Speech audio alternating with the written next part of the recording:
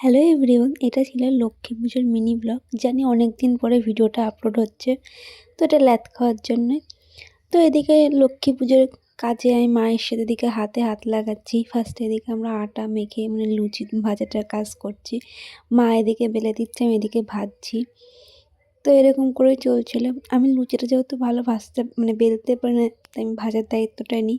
তারপরে মা এদিকে সুজি করলো, তারপরে এদিককার কাজ কমপ্লিট করে মা এদিকে আলপনা দিচ্ছিল, আমি ভিডিও কল করছিলাম। তারপরে এখানে আমি সব ফলগুলো বের করে ধুতে লাগি।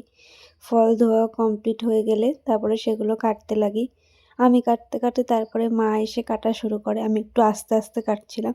তারপরে আমি এদিকে বাকি ফুল টুল পুজোর যাবতীয় যে জিনিসপত্র গোছাতে থাকি। তারপরে এদিকে আমাদের ঠাকুরমশাই চলে এসেছিলো, তাই তাড়াতাড়ি করে সব কিছু গুছিয়ে নিচ্ছিলাম। এদিকে লক্ষ্মীর আড়ি গুছিয়ে নিয়ে মা লক্ষ্মীকে ওখানে বসিয়ে দিলাম। ঠাকুরমশাই পাশের আশ্রমবাড়ি পুজো করছিল।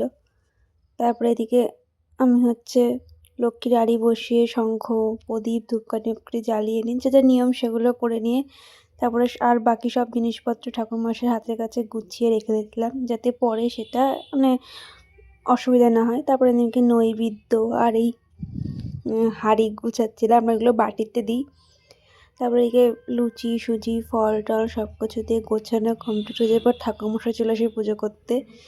এমন একটা ঠাকুরমশাই পেয়েছিলাম আমার বলার মতন না। তো যাই হোক, পুজোটা শেষ পর্যন্ত হয়। তারপরে ঠাকুরমশাই পুজো করে চলে যাওয়ার পরে আমি এদিকে লক্ষ্মীর পাঁচালি পড়ি, তারপরে প্রসাদ খাই। আজকের ভিডিওটা এই পর্যন্তই। তোমাদের যদি ভালো লেগে থাকে তাহলে অবশ্যই ভিডিওতে লাইক কমেন্ট শেয়ার আর সাবস্ক্রাইব করে যাও। টাটা।